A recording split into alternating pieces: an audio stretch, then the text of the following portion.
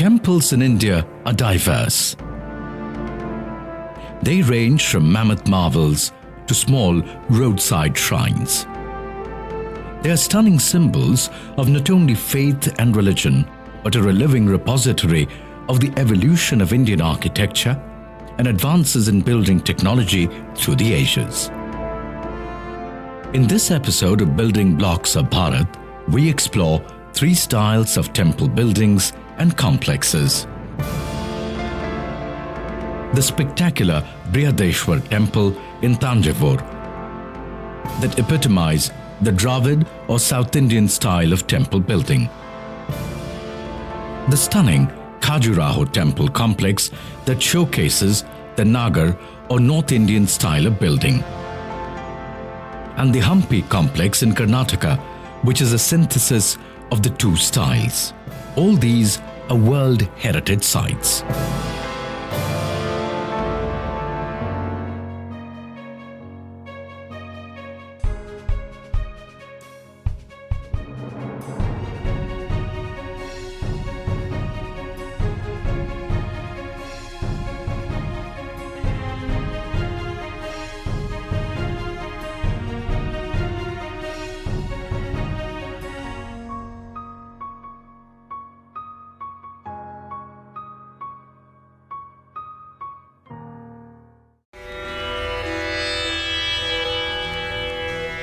It is believed that through the Vedic period in India, most worship was centered around a fire.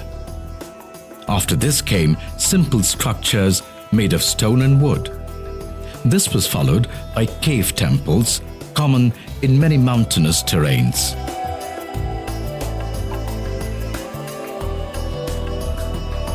So temples evolved from these simple origins to more intricate structures that showed a deep mastery of natural resources, advance of technology, engineering, and aesthetics.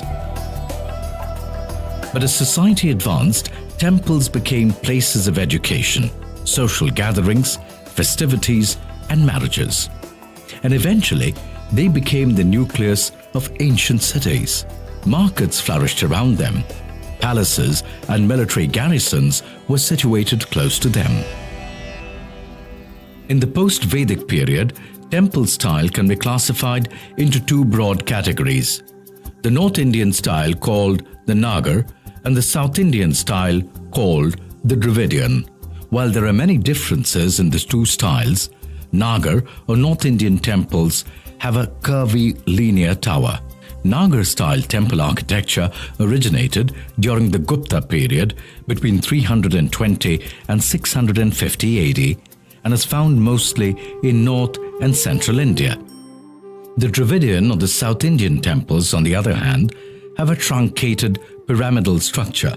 The Southern-style Dravidian temple have their genesis during the age of the Pallavas of Kanchipuram between 600 and 850 AD and later dweller by the Chalukya of Badami and Pandya of Madurai.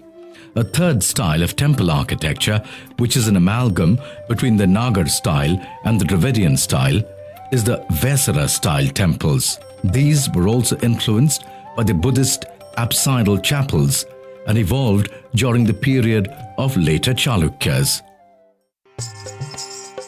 Let us start our exploration from the 𝗵𝗵𝗳𝗃 temple in Thanjavur in the state of Tamil Nadu.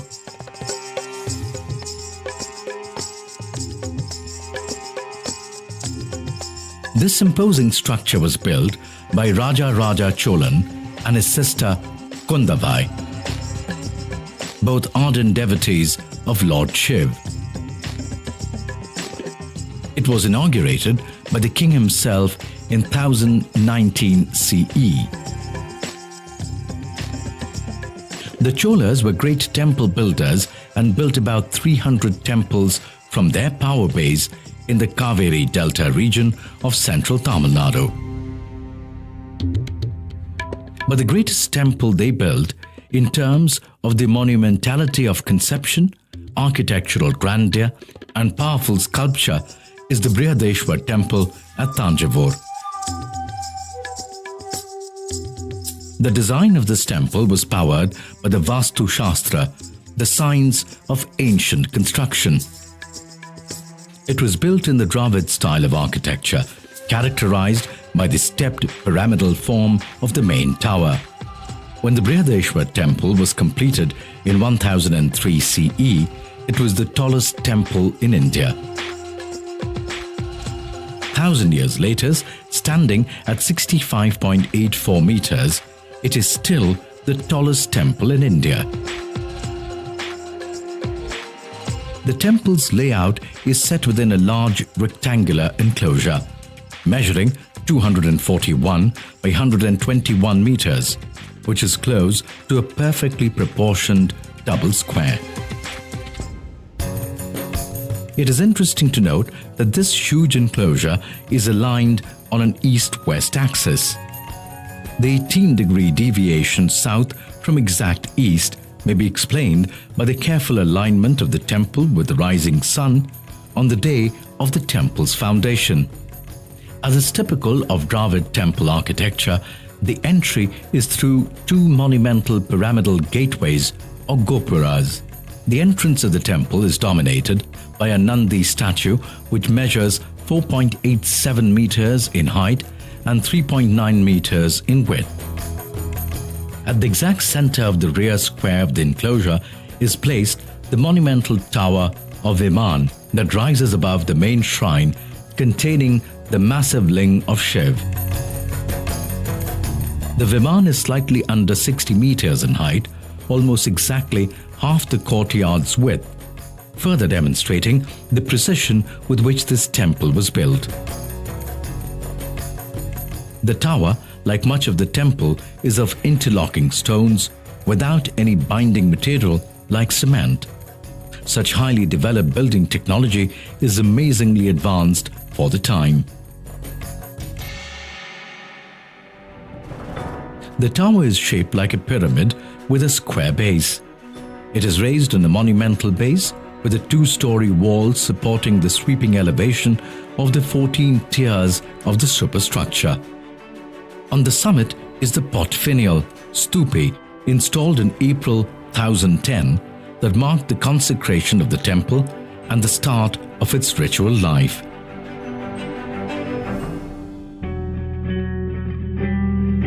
A capping stone whose weight is estimated to measure 81.3 tons tops the Viman.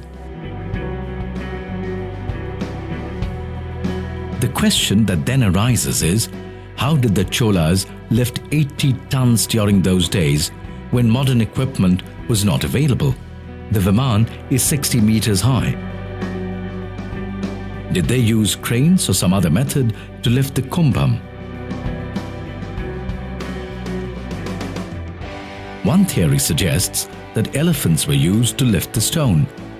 Maybe they were made to walk up a ramp.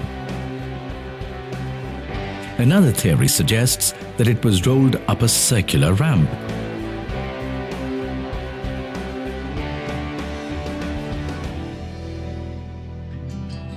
Whatever the truth, it is truly an engineering marvel. Another interesting fact about the main temple is that it is entirely built of granite. What astounds historians and archaeologists is that there was not a single granite quarry in about 100 kilometers radius of the temple. This means that transporting these stones would have been a Herculean task. But Raja Cholan insisted on the use of these stones. It is estimated that more than 130,000 tons of granite was used to build the temple. Again, what were the techniques used to cut granite, one of the hardest stones, back in the 11th century AD? They did that using wooden wedges. Using blunt chisels, they drill adjacent holes on the rock and insert dry wooden wedges. The wedges are watered frequently.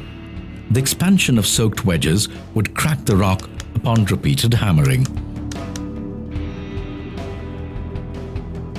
The temple was completed in just 7 years, which is a phenomenal feat. If we work out the math, it amounts to moving and placing almost 50 tons of rock each and every day, not to forget carving and then aligning it.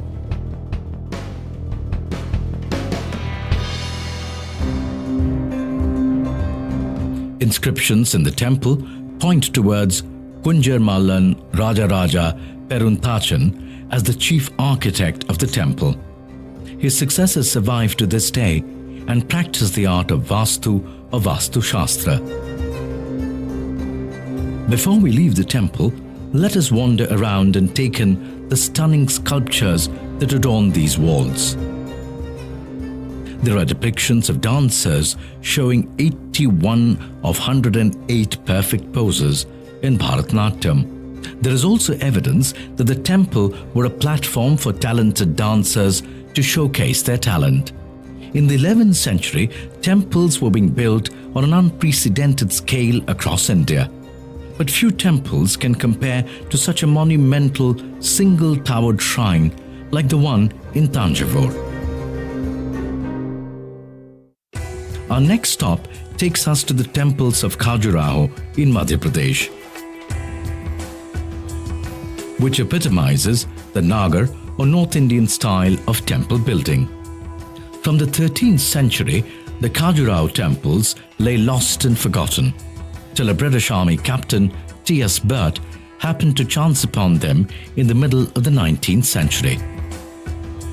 And this led to the revival of these stunning monuments.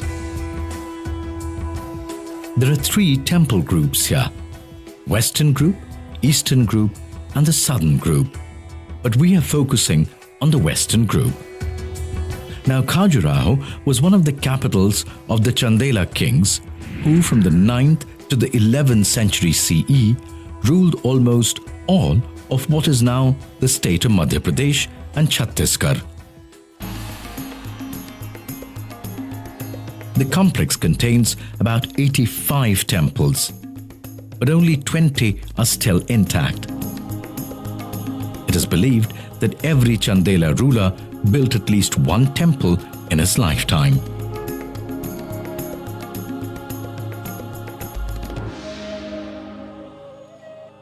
Khajuraho is known for its erotic sculptures, but in reality, only 2% of the stunning sculptures in this complex are erotic. What truly stands out and has awed generations is the symmetry and the architectural brilliance and intricate carvings. The temples are both Jain and Hindu and were built using sandstone with varying shades of buff, pink, and pale yellow. Through the period of construction, the Chandela kings must have used thousands of sculptors, architects, and masons.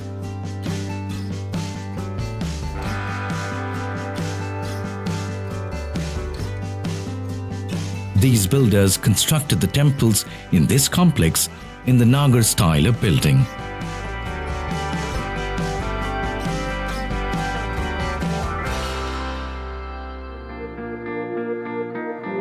The Khajuraho complex has many groups of buildings.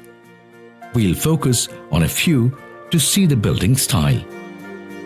One of the biggest temples in the complex is the Kandarya Mahadev temple. The primary feature here and in many temples in this complex is a beehive-shaped central tower called the Shikhar, whose highest point is directly over the temple's primary deity. This is often surrounded by smaller subsidiary towers called Urushringa or intermediate towers. The way these are built naturally draws the eye up to the highest point. Setting the temple on a raised base, Adhishtan, also shifts the eye upward and promotes this vertical quality. One can actually see variations in the designs of the Shikhar across various temples in this complex. When one looks at the plan of the building, it is based on a square. Often, however, the central shaft was surrounded by many smaller reproductions of itself, creating a spectacular visual effect resembling a fountain. All the compartments of the temple are interconnected both internally and externally along a single axis, usually running east to west. Every temple had the entrance porch called Ardh-mandap, a hall or mandap, the vestibule or antaral, and the garbhagriha or sanctum. The plan was inevitably symmetrical both in the layout and the final structure. The kind of uniformity in temple design created almost a code that could be replicated across the region, and this incorporated a deep understanding of the science of design.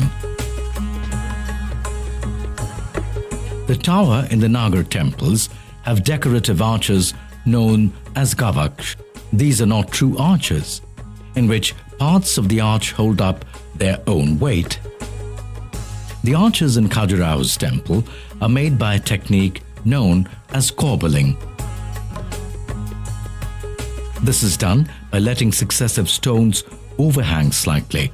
The steps produced by the corbelled construction are then hewn away to produce a smooth profile. The temple tower is topped by the amlak, a stone disc, usually with ridges on the rim, that sits atop the temple's main tower. According to one interpretation, the amlak represents a lotus and is a symbolic seat for the deity below. Another interpretation is that it symbolizes the sun and is thus the gateway to the heavenly world. The amlak itself is crowned with a kalash or finial, from which a temple banner is often hung. The other key elements in the building at the entrance porch include the Great Hall or the Mahamandap, the vestibule or antaral, which forms a transitional space between a temple's main hall and the inner sanctum, garbhagriha, where the image of the temple's primary deity will be housed. The water management systems worked into the design show a high scientific understanding. First, like many other temples, there are water bodies nearby. The current water bodies include Shiv Sagar, Prem Sagar, Khajur Sagar, also called Ninora Tal, and Khudar River. All the temples also have sophisticated drainage structures like spouts for water to drain off and tapered platforms. We could spend so much time exploring the myriad other details of this complex, but we want to explore one more temple.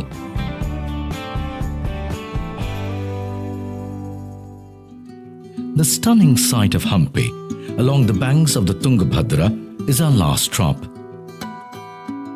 This city was the capital of the Vijayanagar kingdom, which ruled from the 14th to the 16th century CE. This city is populated with 1,600 remains, including forts, temples, shrines, halls, stables, and water structures.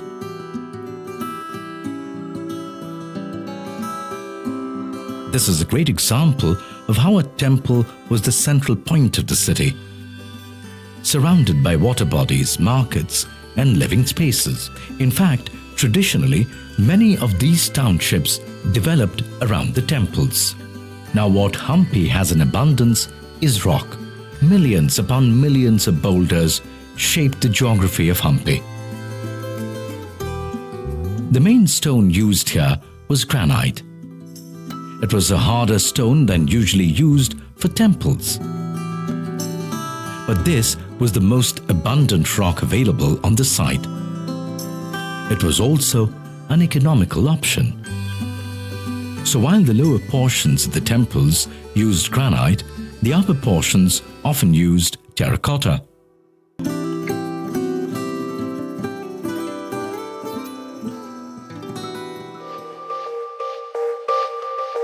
The temple complex has a concentric series of rectangular enclosure walls with gopuras, towered gateways, in the middle of each wall, and the most important temple in the middle of this rectangle. The site also has large and small temples. Some of the main temples are the Virupaksha, the Krishna, the Achyutarya and the Vitthal temples. Large temples consist of a main shrine, a shrine for the goddess, mandaps for the performance of different ceremonies, all enclosed in a prakar or compound wall with a lofty gopura over the entrance. In the front of the gopura is seen a long chariot street running between 500 to 1000 meters. Flanked by mandaps on its right side, a temple tank. These streets served as markets and mandaps served as shops.